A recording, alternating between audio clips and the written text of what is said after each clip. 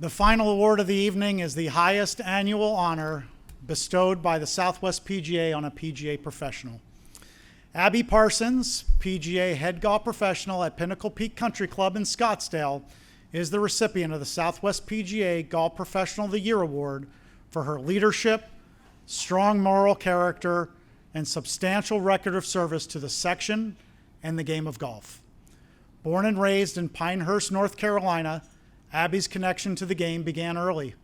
As the daughter of a PGA professional, she developed a lifelong appreciation for the sport and the impact PGA members can have on their communities.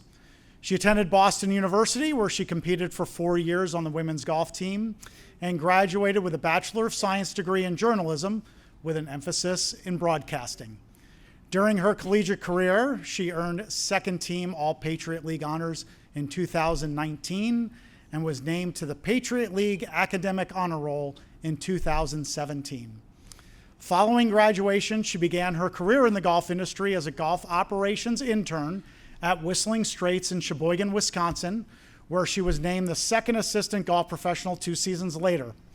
She wintered as a PGA associate in Coral Creek Club in Placida, Florida, and earned PGA membership in 2022.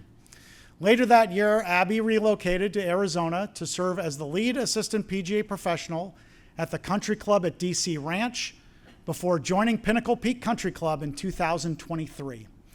At Pinnacle Peak Country Club, Abby has distinguished herself through a balance of operational excellence, player development, innovation, and mentorship. She created 2 of the club's fastest growing programs, the Pursuit, the Pursuit of Par, Ladies Development Series, and the Winter Junior Golf Academy, both designed to welcome golfers of all ages and abilities. Abby plays a major role in the club's PGA Junior League team each spring, as well as summer junior camps, fostering a fun and competitive environment for young athletes. Equally significant is Abby's leadership as a mentor. She provides clear structure, accountability, and guidance for PGA associates, helping them achieve PGA membership and advance into impactful roles. Across the Southwest PGA, Abby's influence continues to grow. She serves on the board of directors, chairs the communications committee, and is an active member of the inclusion committee. She also supports charitable outreach through events such as Play for Pink, the WGA Charitable Holiday Luncheon, and the St. Mary's Food Bank Thanksgiving Turkey Drive. Nationally, Abby serves as vice chair of the PGA Coach Amplification Committee, collaborates with the PGA digital team to produce live broadcasts on PGA.com and NBC sports platforms, and was selected as a member of PGA Lead Cohort 10, one of just 15 professionals nationwide chosen for this prestigious leadership program. The Golf Professional of the Year Award marks Abby's first recognition in the Southwest PGA. Abby, we're so proud of you. Ladies and gentlemen, the 52nd Southwest PGA Golf Professional of the Year, Miss Abby Parsons.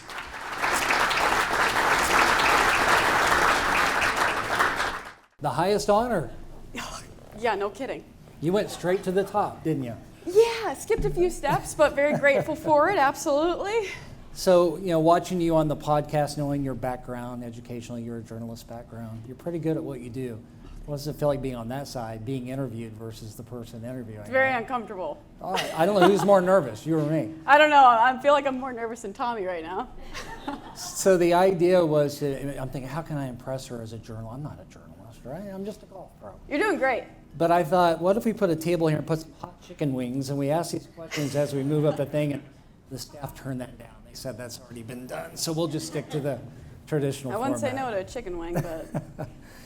So Abby, you've made an incredible impact in the Southwest PGA in such a very short time, and it's remarkable. As you look out into the room here, full of your peers and families and mentors, what does it mean to have the highest honor in the Southwest PGA right now? It's called Professional of the Year. I love words, clearly. I love talking, and I think I'll always find difficulty in describing what this means to me. For my inner circle, when I was nominated for this award, I always thought 10, 15 years down the road, maybe. You know, I'll hope I keep getting nominated, and 1 year I'll get it. I mean, I'm only in this industry for 6 years. I'm still like a kindergartner, so I still got a long way to go. So for once in my life, I'm very grateful that I was wrong. I don't like being wrong, but in this instance, I was, and I'm beyond grateful for it. But in all seriousness, this was a pre-retirement goal of mine, which now I can retire, which is great. Very happy about that. But it wasn't a goal of mine because I wanted to win an award. It was a goal of mine because I wanted that validation for myself that I am doing something to give back to the game that has given me everything. And I don't mean that lightly.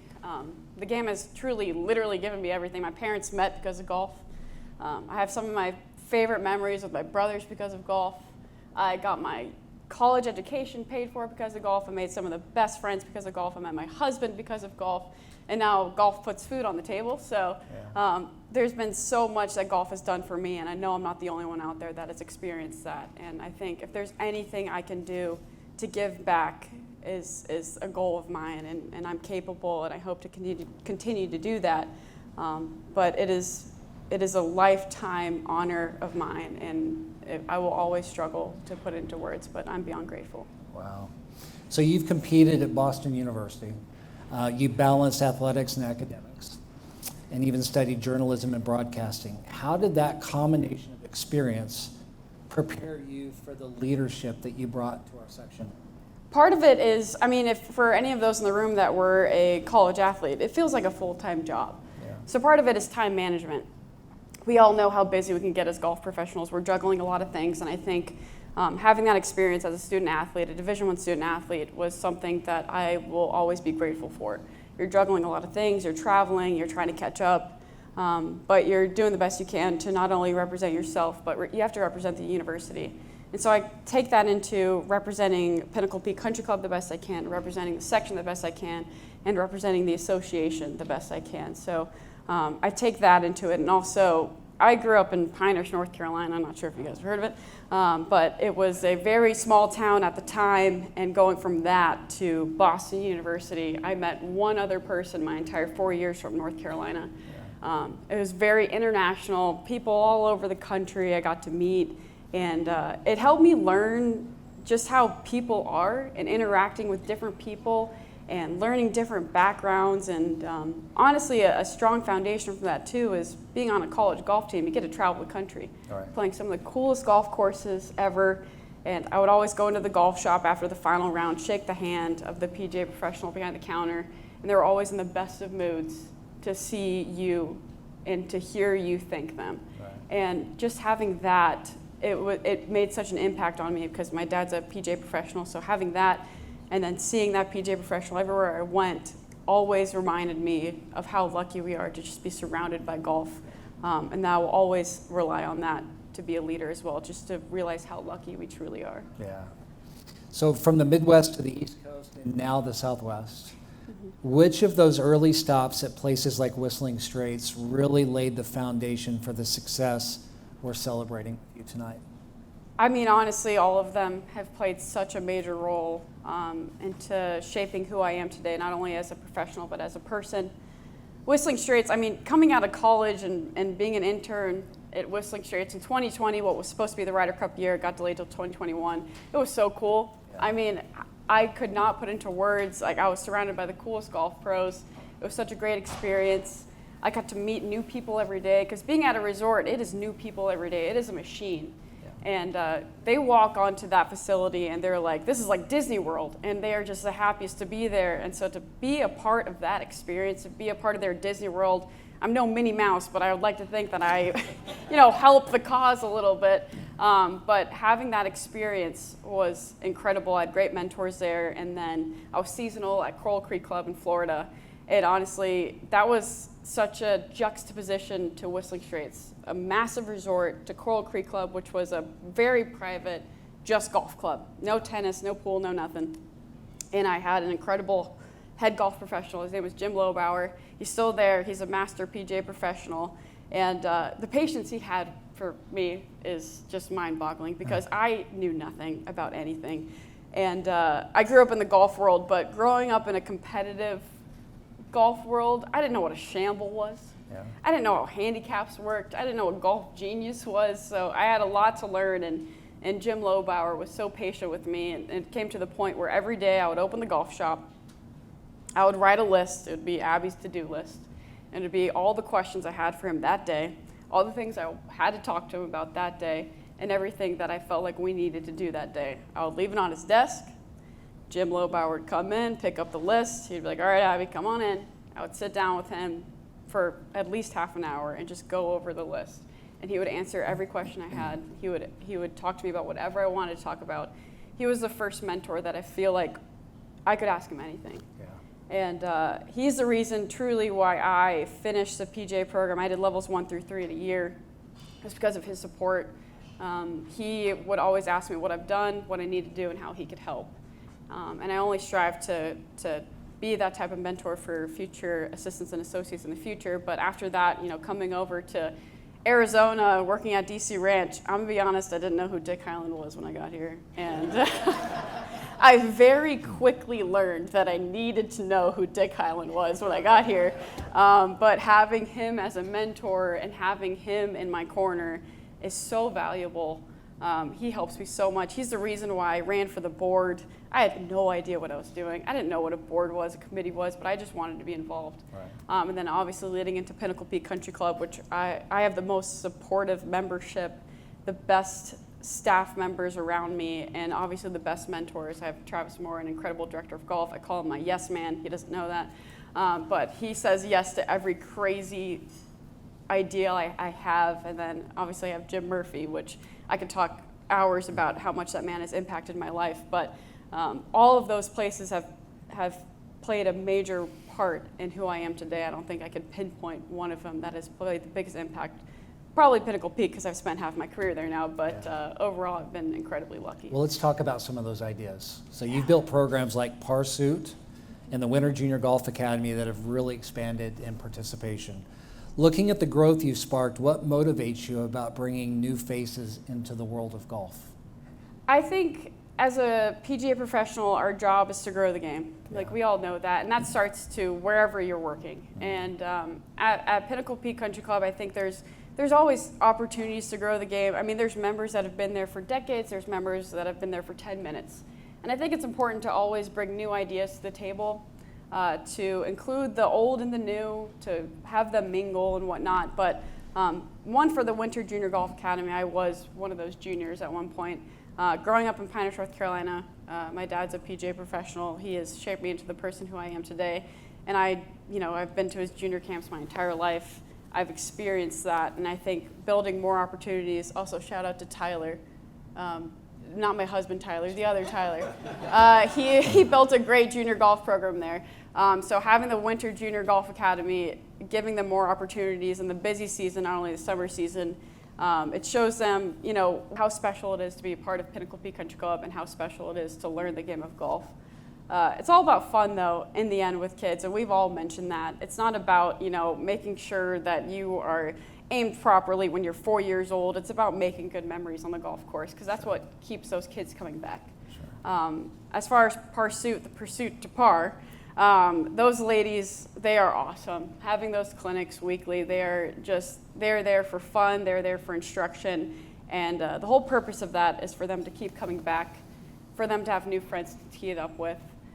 But all in all, creating player development programs is such an easy way to grow the game in not only your club, but that one member is going to tell their friends at another club, be like, right. Hey, this is what my club's doing, and then I'll get a call from that pro at that club, be like, hey, can you walk me through Pursuit? And then they'll tell another club, and so it helps not only grow the game at our club, but all around the community, which is our goal. Sure.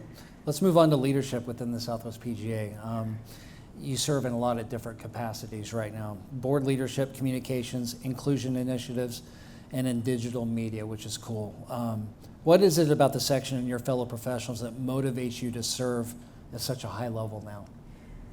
Part of what motivates me is I have the mindset of why not. Yeah. I am capable. I'm happy to do it. And like I mentioned earlier, anything that I could do to possibly help grow the game, I want to be a part of it.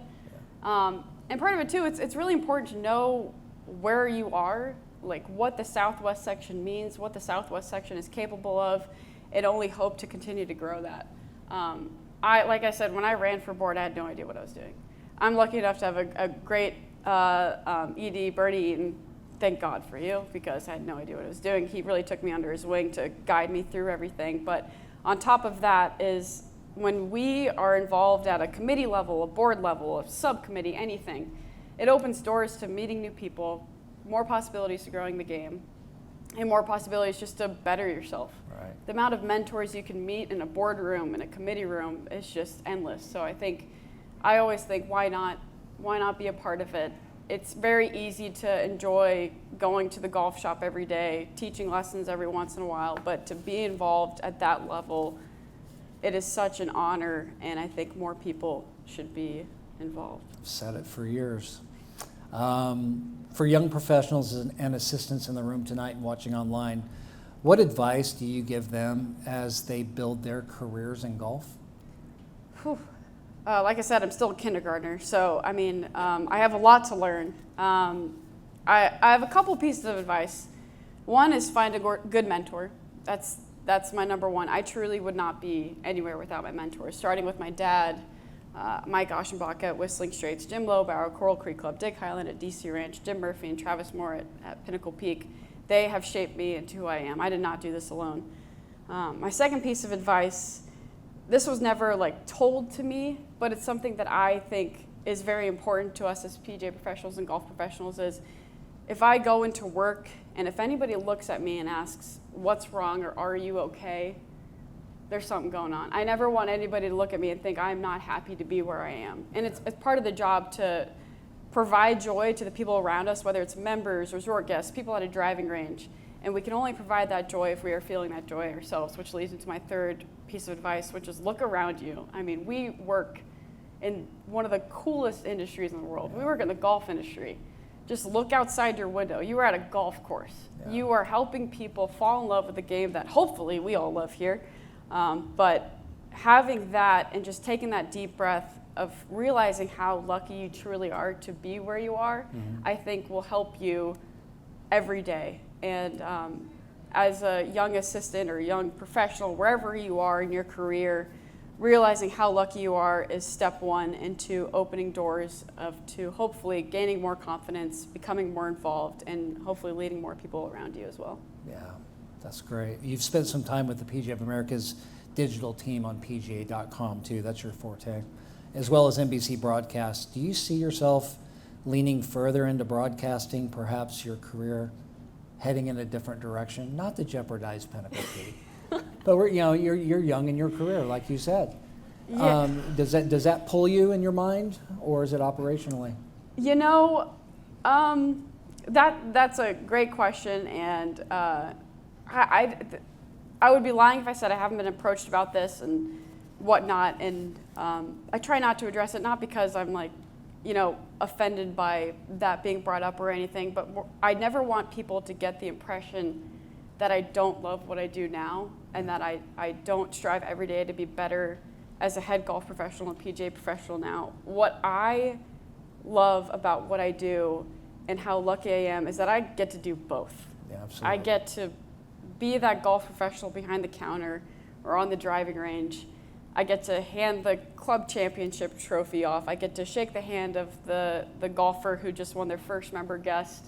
I get to help a new student learn how to hold the golf club and make these experiences for people, while when it's our slower season in the summer is where I'm lucky enough where I get these incredible opportunities to do media and broadcasting and whatnot. And having the opportunity to do both, I'm going to take the best of both worlds rather than leaning into one of the worlds. Absolutely. So I think I'm going to stick with that. I truly, where I am right now, I don't think I would ever leave growing the game and being at a golf course like Pinnacle Peak Country Club to lean into broadcasting. And kudos to Pinnacle Peak, by the way, for allowing you that liberty and that freedom awesome. to touch the game in so many places. And hopefully that's a lesson to a lot of owners and member-run clubs, how valuable their PGA professional is in doing what you get to do. Not only are you valuable inside your four walls of your golf shop, but to take your talents and benefit the game in other ways as well. So that's awesome. Lastly, Abby, tonight you're joined by your family, colleagues, and closest friends to share in this achievement. Having those who've supported your journey here to witness you receive this prestigious honor, how much does that mean to you to have them here tonight? Whew. Bernie, your over and under was 3 questions for me to cry. So I wrote them. I surpassed that. Yes, thank you. I'm applying for a journalist job. Great, perfect. I surpassed that. I'm going to try my best to get through this last one. Because this obviously is the one that means the most to me. I'm so beyond lucky. I mean, I didn't touch on my childhood enough with my, Tommy and Courtney, we are second generation PGA professionals. And looking back at young Abby's life, I had the coolest frickin' childhood. I deserved a member number for the stuff that I did. I don't know how I got away with it. My dad would take me into work every morning at 6 a.m. I would play golf before anybody on the tee sheet. I would wave hi to the agronomy workers. I'd come into the golf shop. I'd go into the restaurant. My favorite bartender, Rodney, would be pouring my cherry Coke in a styrofoam cup. I would drink that. I would go hit balls for hours. My dad would take me home. At the same time, my dad would call different course in Pinehurst. Hey, my daughter and I want to go play golf at Pinehurst number 4 next week. They would say yes. PGA professional, absolutely. You and your daughter, go for it. And then at the same token, growing up in that environment with my dad, when he would be in his office, he could have a million things on his plate. As golf professionals, we all know, we can be quite occupied at times. A member would walk through the door, his face would light up. He would talk to that member would leave that office happier than when they came in. We'd go out to dinner. 5 people would recognize him that come, hey, Tom, how are you? Hope you're doing well. I thought my dad was famous in Pinehurst.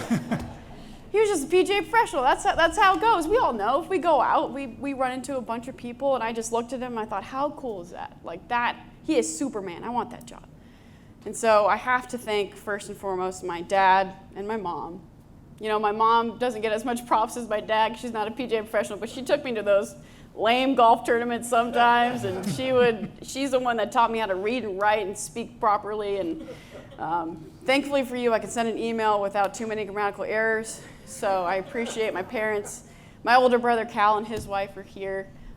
Their support means so much to me. My older brother was my inspiration as a kid. Cal was so cool. Everybody wanted to be Cal Parsons, and so now I kind of feel a little cooler than you up here. So that's a win for me. Thank you. My twin brother, Sam, unfortunately couldn't be here. He has more important things to do in Iowa. My in-laws are here. Thank you so much for birthing the man that I love, who I'll get to eventually. Tyler, wait your time. But Karen and Al, I appreciate you coming all the way from Michigan. You drove here. God bless you. Leah, my sister-in-law, thank you so much for being here from Minnesota. Tyler, love of my life. We've been married 5 months. I think we can make it pretty far. I have high hopes for us. You are my #1 supporter. You are everything to me. I feel like I could do anything because of you. So I appreciate you. I know I can be annoying, but you never make me feel annoying. So thank you. I have to also thank the committee for even choosing me for this. God bless you. I really appreciate it. It's such an honor. I can't believe this still. I don't think I'll ever believe it.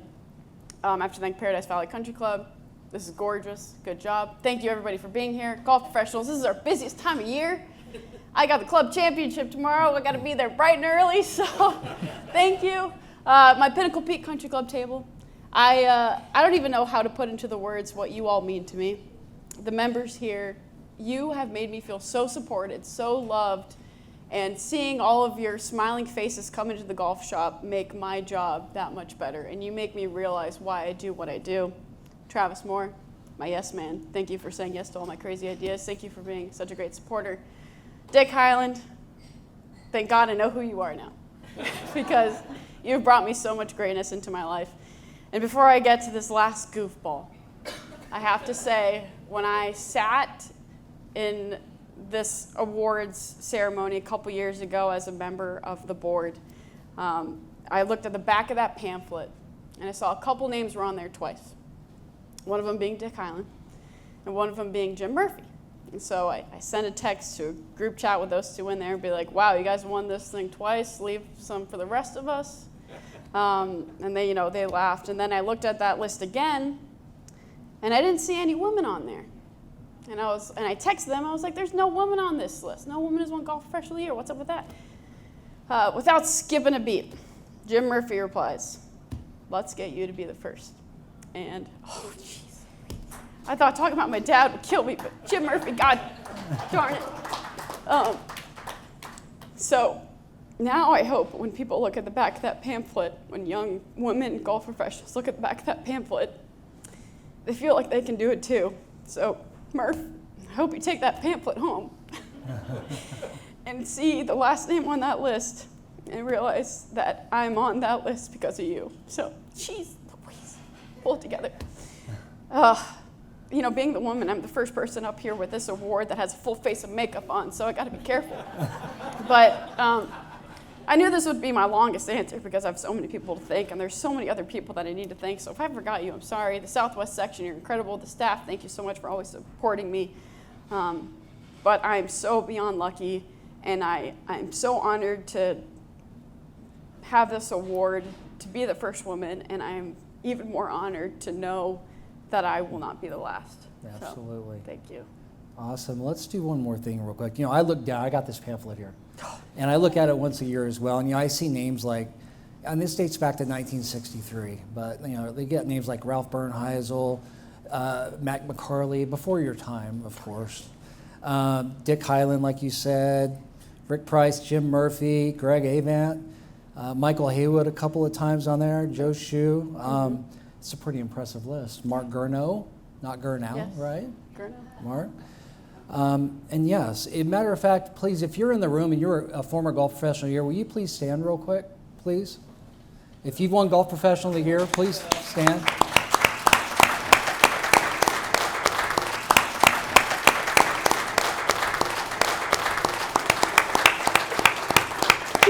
And if you are a female Golf Professional of the Year, please stand up. There we go. Congratulations. Happy for you. Please congratulate our 2025 Golf Professional. Way to go.